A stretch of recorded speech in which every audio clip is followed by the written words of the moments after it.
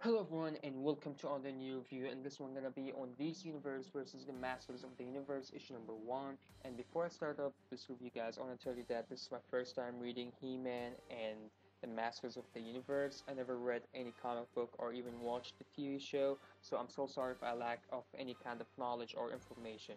But I kind of did my digging. This issue starts off with the Queen of Eternia, Queen Merlin. She's actually visiting Madame Oxanda, a member of the Justice League Dark, and she's seeking some kind of help.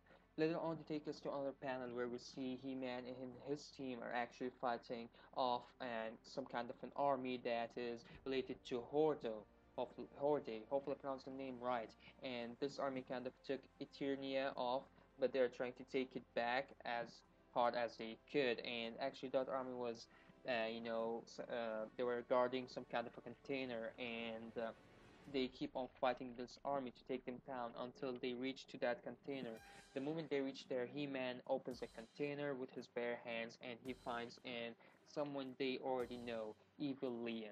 Later on, we see Evil Leon talking about fear, and she's fearing something, and she's fearing someone called Skeletor, and this guy is planning something really big, and He-Man and his team won't really like it. Later on, we see that the Queen Merlin talking about the same guy that Evelyn was talking about, Skeletor, and she seeks the help of Constantine with this one. Later on, Constantine appears and he just kind of start talking to the Queen of Eternia. Later on, we see finally the man who's everyone talking about in this issue, Skeletor. Skeletor appears with a woman called Black Alice, and for some reason, he's taking her power or draining her powers or using actually her powers to activate 12 different siphons. Hopefully I pronounced the name right. And those siphons actually are draining the powers of our Earth. Actually, not only the powers, I mean, to be more specific, the magical powers, the magical core powers of this Earth.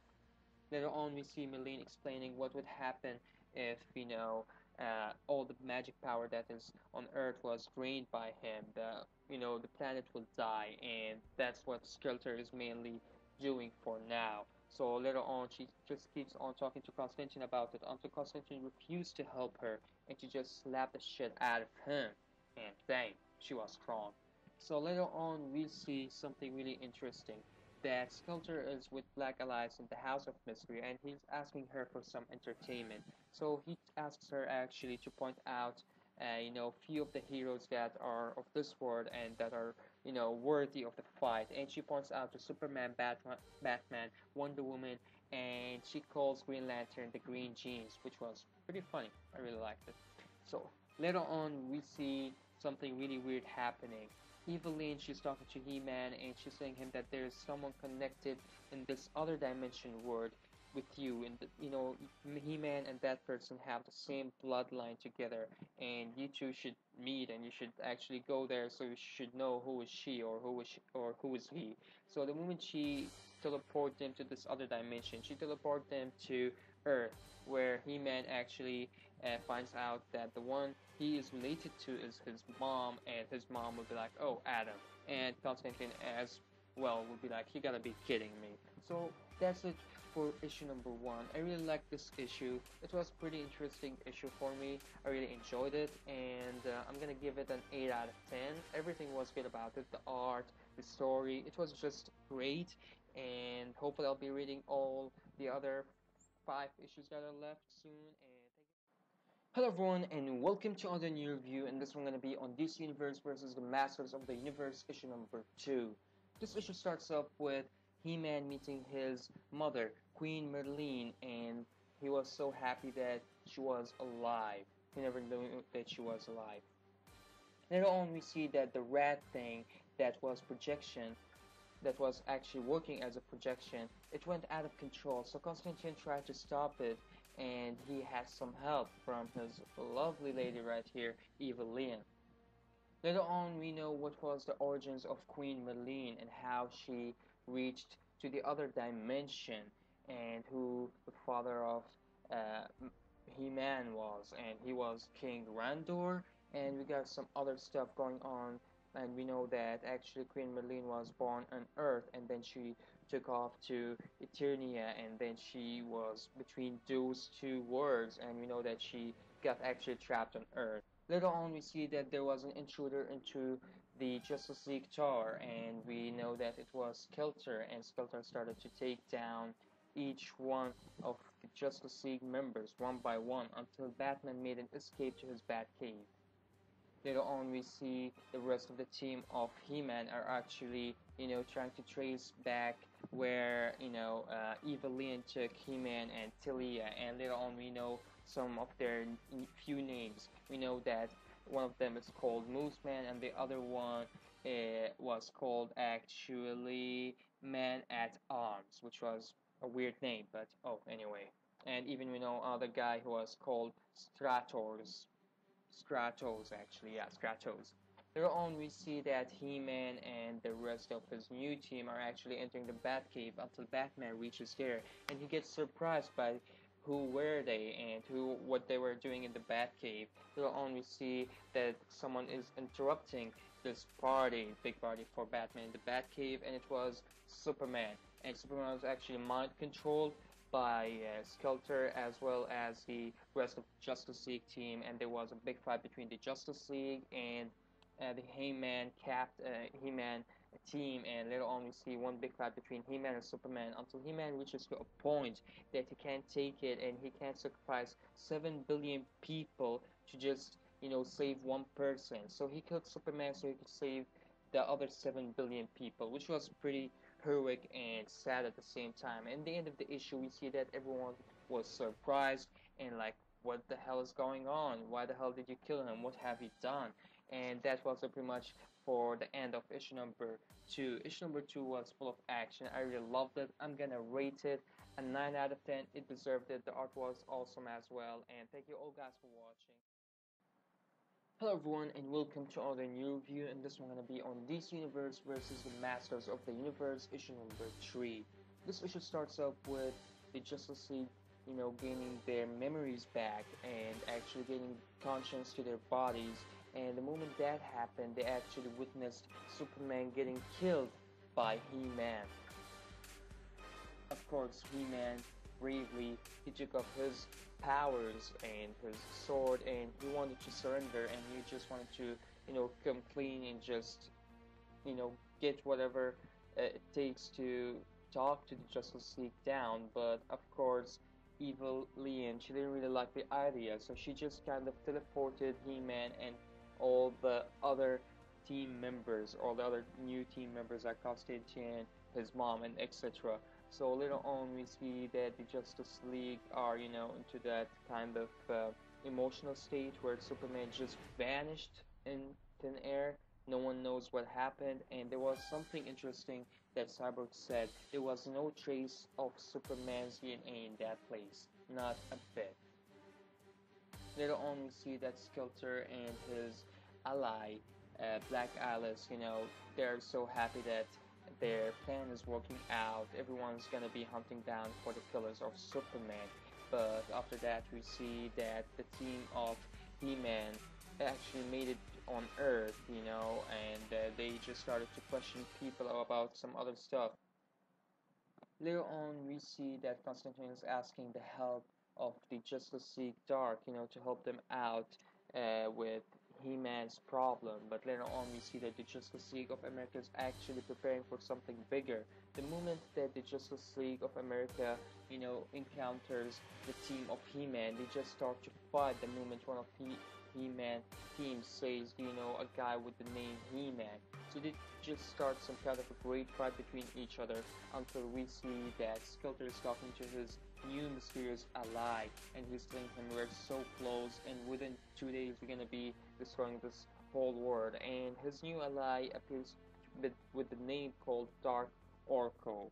This issue was pretty interesting. I really liked it. I liked the cliffhanger. I liked the details that were in this issue, and I'm gonna rate it an 8.5 out of 10. It's a readless, it's a balance, guys. Let me know what did you think of this issue right down below. Don't forget to subscribe, comment, like, share, and see you guys around.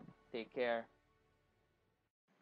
Hello everyone and welcome to another new review, and this one gonna be on DC Universe versus Masters of the Universe, issue number 4.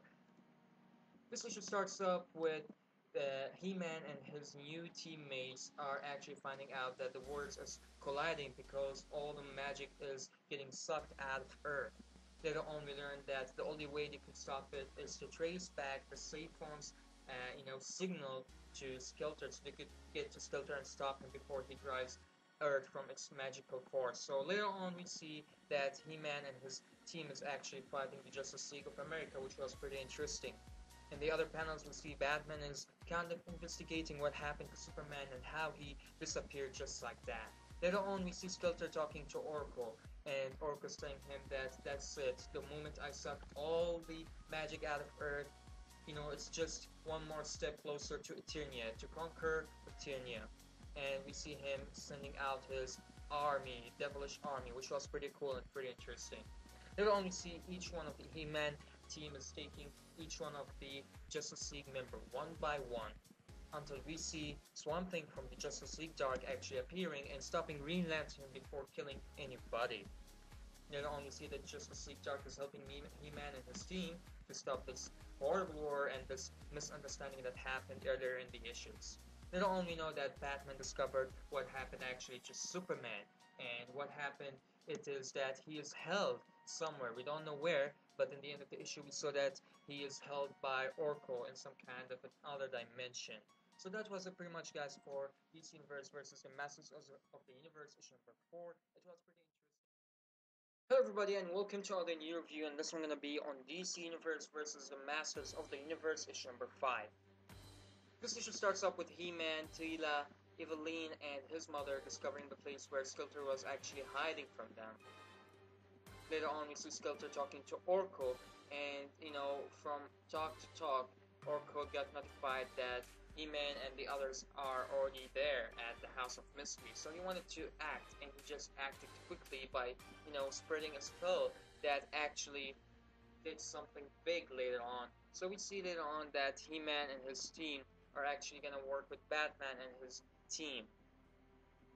Later on, we see Constantine that he got alerted about the spell, and it actually worked on every single one except the ones who were in the circle with Constantine. We got Black Manta, Black Canary, and some other great superheroes and supervillains that are actually going to serve Orko, and they're actually under his control. So later on, we see that He-Man is entering with Eveline to the House of Mystery until he gets attacked, but the attacks get blocked by Skeletor, and he would be like, we need him for the true enemy. And the true enemy, we finally know who is he, and he's Orko. Orko was actually going to save them from this evil, demonish skull, but instead it took over his body, and he just couldn't make it out.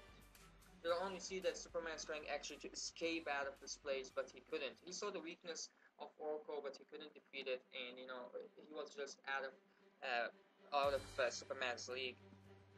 You'll only see that Skeletor, sent He-Man back to this place where Orko, kind of prisoned Superman, and he told him, you gotta get him back because he's one of our big guns. And later on, that man actually advised the Justice League that there's tons of people that are coming this way, and all of them are like known to each one of them. The Joker, Batgirl, and all these people are just going to destroy He-Man, Batman, all these people that didn't get infected by the spell that was casted earlier by Orko. So this issue was.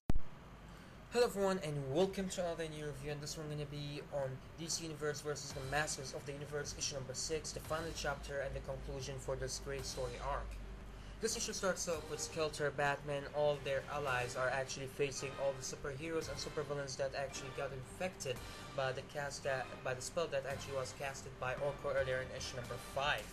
Later on, we see that Skeletor is asking each one of the superheroes that are not under the spell of Orko to go to 12 different spots in the world and to destroy all the 12 Cyphones. Later on, we see that He-Man was discovered by Orko, and Orko already knows that He-Man's in his word, so He-Man transformed into his powers by the power of Grey Skull, and he became this great warrior. Later on, we see him encountering Superman, the Man of Steel, and teaming up with him to take down this devilish guy before he does more to this world. Later on, we see that each of the superheroes that are not under the spell of Orko are actually going to different siphons to take each siphon down before it sucks all the energy that is in the planet Earth, which I mean by energy is the magic energy. Later on, we see that Batman is actually asking Black allies to help him tap into the spell of Orko and disable the spell so every superhero and super villain could get back to their consciousness and gain control over their bodies.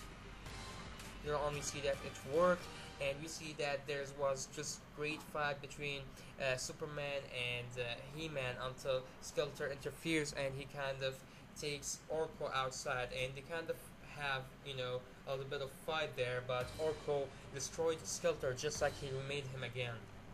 We only see that this great panel where actually Skeletor is fighting all the superheroes and all the supervillains that gained their consciousness and their control over their own bodies, fighting against Skeletor and trying to take him down, which was an amazing panel. Here on we see that Superman just took the last hit on Orko, and he hit his weak spot, the Red Skull that actually took his soul and his heart and his body, and He-Man finished it by saying his great words, by the power of Grey Skull, and bam! The moment Orko actually got destroyed, Skeletor jumps on him, and they'll keep fighting on it until Constantine actually ends the fight by casting some spell that took them some place far away. The issue ended by that one, and we see that He-Man and his teammates actually are going back to Eternia, and we learned that his mom can't go back to Eternia since she has this great this great curse on her, and she can't go back because of the curse. And in the end of the issue, you see that Superman, Batman, and Wonder Woman are going to have some drinks and some fun after this whole big event is over. Overall, this issue was so great. I really enjoyed it. I really liked everything about it. It was a great conclusion. I'm gonna rate it a 9 out of 10. It's a readless, it's a ballast. Thank you all guys for watching. Hopefully you enjoyed my run and my reviews on this great story arc that is